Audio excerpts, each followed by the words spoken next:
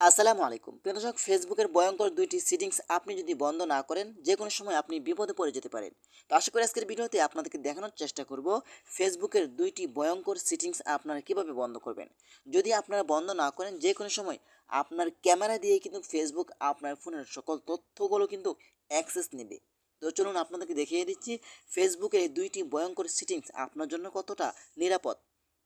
তার আগে ছোট্ট একটি কথা বলবো, যারা আমার ফেসবুক পেজে নতুন অবশ্যই আমাদের পেজটি ফলো করে রাখুন এমন গুরুত্বপূর্ণ নতুন নতুন ভিডিও পাওয়ার জন্য।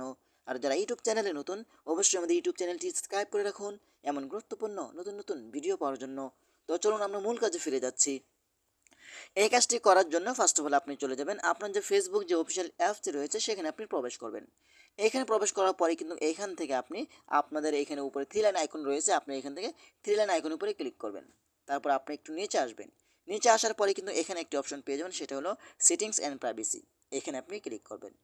এখানে ক্লিক করার পরে কিন্তু এখান থেকে আপনারা সেটিংসে ক্লিক করবেন। তো আমি এখান থেকে সেটিংসে ক্লিক করছি। সেটিংসে ক্লিক করার পরে কিন্তু আপনারা একদম লাস্টে নিচে চলে আসবেন। আসার পরে কিন্তু এখানে একটি অপশন দেখতে পাবেন, সেটা হলো ডিভাইস পারমিশন। আপনারা এখান থেকে ডিভাইস পারমিশন অপশন উপরে ক্লিক করে দিবেন। এখানে ক্লিক করে দেওয়ার পরে কিন্তু এখানে দেখতে পাবেন যে সবচেয়ে গুরুত্বপূর্ণ একটি হলো, সেটা হলো আপনার ক্যামেরা ইনফো। আপনার এখান থেকে ক্যামেরা ইনফো অপশনের উপরে ক্লিক করবেন।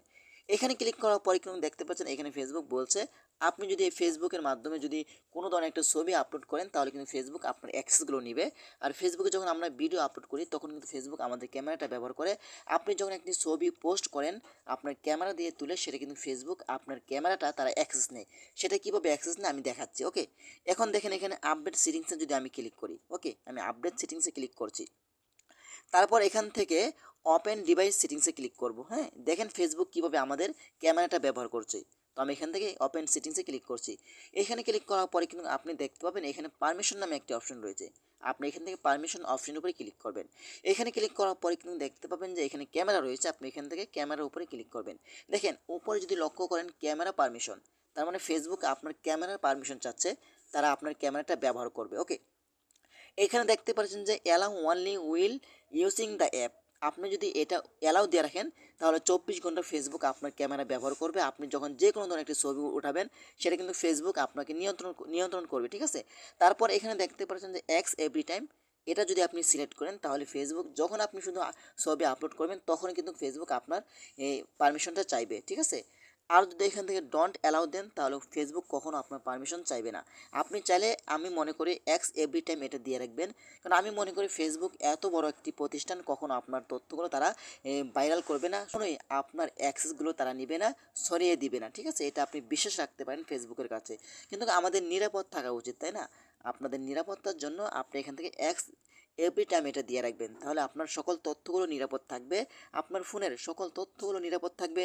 এবং আপনি যখন ফেসবুককে আপনি যখন ক্যামেরা পারমিশনটা দিবেন তখন কিন্তু একবারই শুধু আপনার ক্যামেরা পারমিশনটা ফেসবুক নেবে, এর ব্যতীত কখনোই আপনার পারমিশনটা ফেসবুক নেবে না।